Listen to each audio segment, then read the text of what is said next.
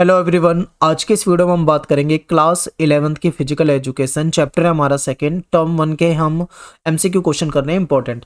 Chapter second अपना है भारतीय ओलंपिक खेल। तो देखते हैं इससे क्या क्या क्वेश्चन आपके पेपर में बन सकते हैं। देखिए ये सारे टॉपिक इस चैप्टर के अंदर है। इंस्टाग्राम पे आप मुझे फॉलो कर सकते हैं, एकलव्य स्टडी पॉइंट है मेरा यूजर नेम है वहाँ पे, और मेरा नाम है सत्येंद्र प्रताप। तो चलिए आपको वीडियो स्टार्ट करते हैं, क्वेश्चन कराते हैं सीधा।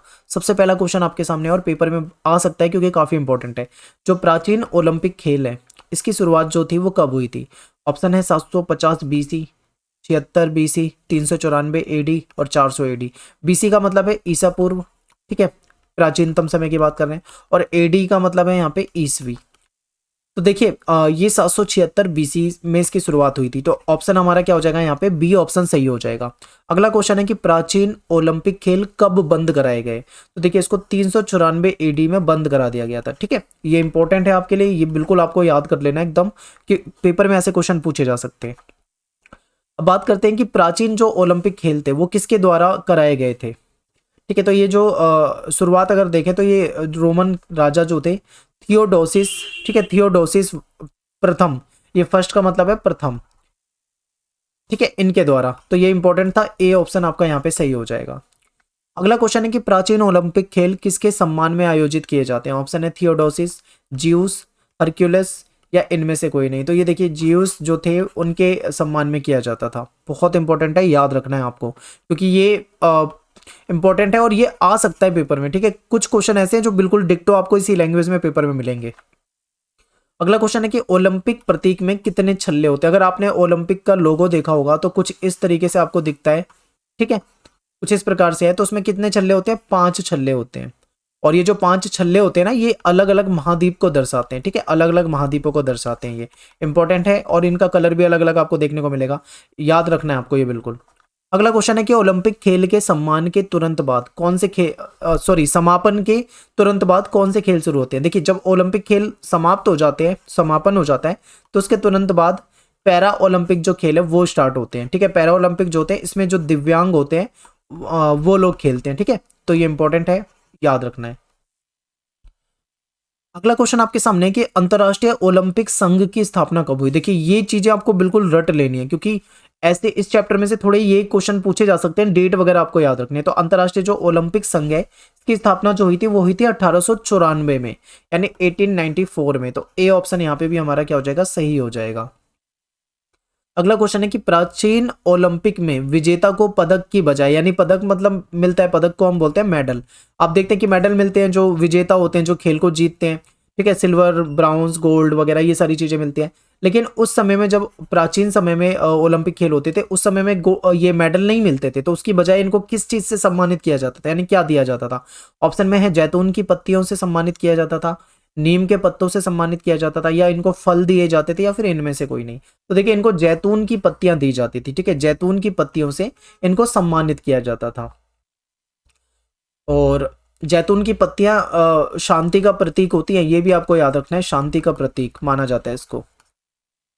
अगला क्वेश्चन है कि ग्रीष्मकालीन ओलंपिक, और जिसे आधुनिक ओलंपिक भी कहा जाता है, ग्रीष्मकालीन ओलंपिक, आधुनिक ओलंपिक खेल की शुरुआत कब हुई थी?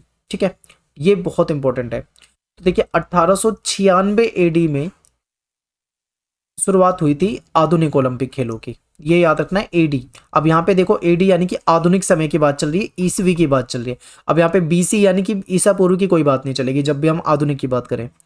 अगला क्वेश्चन है कि ओलंपिक खेल प्रत्येक कितने वर्ष के बाद होते हैं? डैश वर्ष के बाद होते हैं, 1 2 3 4 5 ऐसे आपको बताना होता है। तो ऑप्शन में आपके सामने है 2, 6, 8 या 4। तो देखिए ये जो होती है 4 वर्ष के बाद होते हैं, ठीक है। तो ये इंपॉर्टेंट है, आपको याद रखना है। अगला प्रश्न है कि शीतकालीन ओलंपिक खेल डैश पर खेले जाते हैं?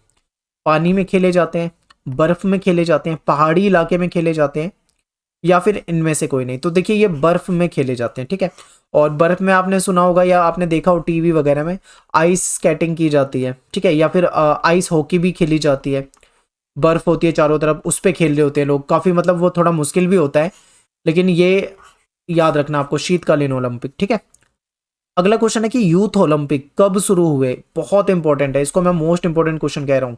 तो देखिए ऑप्शन आपके सामने है 2001, 2005, 2010 और 2015। तो देखिए इसकी शुरुआत जो हुई थी यूथ ओलंपिक की, ये हुई थी 2010 में, और ये हुई थी शुरुआत इसकी सिंगापुर में। ठीक है, ये भी आप याद रख सकते हैं, इसकी शुरुआत सिंगापुर से हुई थी। और ये जो यूथ ओलंपिक होता है ना, आपको नाम से ही पता लग रहा होगा यूथ, तो ये यूथ के लिए। ठीक है, इसमें बच्चे जो खेलते हैं, यानी कि जो खिलाड़ी होते हैं वो 14 साल से 18 वर्ष की जो एज के होते हैं वो खेलते हैं। ठीक है, 14 से 18 वाली एज के, तो ये इंपॉर्टेंट है, याद रखना आपको। अगला प्रश्न है कि निम्न में से किस खेल में दिव्यांग भाग लेते हैं? दिव्यांग, ऑप्शन है youth Olympic, para Olympic, Asian खेल, कॉमनवेल्थ। देखिए जो पैरा ओलंपिक खेल होते हैं इसमें जो दिव्यांग होते हैं वो भाग लेते हैं। ठीक है, तो ये इंपॉर्टेंट भी है और ये पूछा भी जा सकता है। अगला क्वेश्चन है कि पैरा ओलंपिक खेलों को आरंभ करने का जो श्रेय है वो किसको जाता है? ऑप्शन में थियोडोसिस, तो ये तो नहीं होगा क्योंकि आपने पढ़ रखा है, पहले ही क्वेश्चन में आपको बताया था ये। और अगला है कोबर्तीन, और फिर इसके सामने ऑप्शन है सी सर लुडविंग गटमैन। ठीक है, थोड़े नाम आपको याद रखने हैं। और लास्ट है इनमें से कोई नहीं, तो ऑप्शन सी जो है ये इसका सही हो जाएगा। सर लुडविग गटमैन जो है, इनको श्रेय दिया जाता है पैरालंपिक खेलों की शुरुआत का। तो इंपॉर्टेंट बहुत ज्यादा है, याद रखिए। अगला क्वेश्चन है कि भारतीय ओलंपिक संघ की स्थापना कब हुई थी? अब देखिए मैं यहाँ पे ओलंपिक संघ की उस वाले की बात नहीं कर रहा हूँ कि यहाँ प्राचीन में या उधर चले जाओ। यहाँ पे बात है कि भारतीय ओलंपिक संघ की स्थापना कब हुई थी, ये आपके लिए बहुत ज्यादा इंपॉर्टेंट है। तो ये हुई थी 1927 में। मोस्ट इंपॉर्टेंट क्वेश्चन कहूंगा इसे मैं।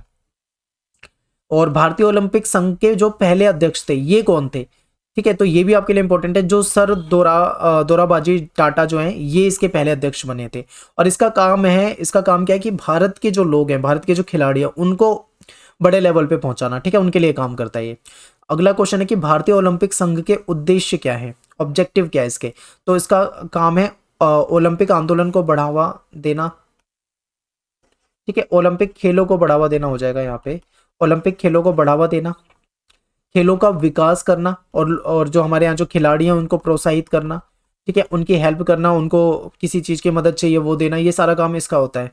अंतर्राष्ट्रीय ओलंपिक समिति तथा भारतीय ओलंपिक समिति के जो नियम होते हैं उसको लागू करना, ये भी इसका ऑप्शन सही है। यानी कि इसकी तीनों ही ऑप्शन ठीक है। तो आंसर अपना क्या हो जाएगा? उपरोक्त सभी, कि ये तीनों ही इसके उद्देश्य होते हैं। अगला है कि अंतर्राष्ट्रीय जो ओलंपिक समिति होती है इसके मुख्य कार्य क्या है? तो खेल कार्यक्रम में संयोजन और खेलों में मेजबान देशों का चुनाव करना जो काम होता है ये ओलंपिक समिति का होता है। और ये जो समिति होती है ये ओलंपिक खेलों के आयोजन का कहाँ पे स्थल होना चाहिए, यानी कि अगले ओलंपिक कहाँ आयोजित होंगे। ठीक है, इस तरीके से ये इसका निर्णय भी यही लेते हैं।